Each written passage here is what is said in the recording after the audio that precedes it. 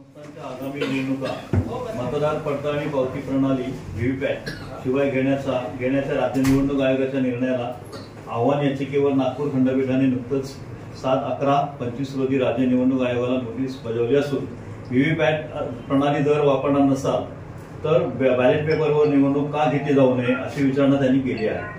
न्यायालयाने आयोगाला 4 दिवसांच्या आत या संदर्भात आपलं म्हणणं स्पष्ट करण्याचे निर्देश दिले आहेत। न्यायालयाने यापूर्वी विविध प्रकरणांमध्ये व्हीव्हीपॅट प्रणालीची गरज अधोरेखित केलेली असून मतदानाच्या प्रक्रियेत पारदर्शकता आणि मतदारांचा विश्वास टिकवण्यासाठी ही प्रणाली आवश्यक असल्याचे सर्वोच्च न्यायालयाने नेहमीच अधोरेखित केलेले आहे। मतदानातील पारदर्शकतेचा मुद्दा अंतर्गत इलेक्ट्रॉनिक मतदान यंत्रे म्हणजेच ईव्हीएम वापरताना मतदाराला आपले मत नोंदले गेले आहे की नाही याची खात्री मिळत नाही। व्हीव्हीपॅट प्रणालीमुळे प्रत्येक मतदाराला काही क्षणांसाठी त्याने कोणाला मत दिले आहे याची पावती स्वरूपात झलक दिसते। त्यामुळे मतदान प्रक्रियेवर विश्वास दृढ होतो। व्हीव्हीपॅट द्वारे होणारी मतदार पडताळणी ही केवळ तांत्रिक सुविधा नसून ही लोकशाहीतील पारदर्शकतेचा पाया आहे।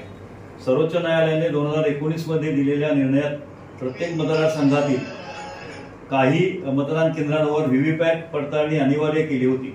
राज्य निवडणूक आयोगाला हीच भूमिका स्थानिक स्वराज्य निवडणुकांसाठी देखील लागू करणे आवश्यक आहे, अन्यथा मतमोजणीच्या निष्कर्षांवर शंका निर्माण होऊन संपूर्ण निवडणूक प्रक्रियेवर प्रश्नचिन्ह उभे राहू शकते। या पार्श्वभूमीवर सध्या होणाऱ्या स्थानिक स्वराज्य संस्थांच्या निवडणुका या व्हीव्हीपॅट प्रणालीशिवाय न घेता उच्च न्यायालयाच्या निर्णयानुसार बॅलेट पेपरवर घेण्यात यावी अशी आमची विनंती आहे।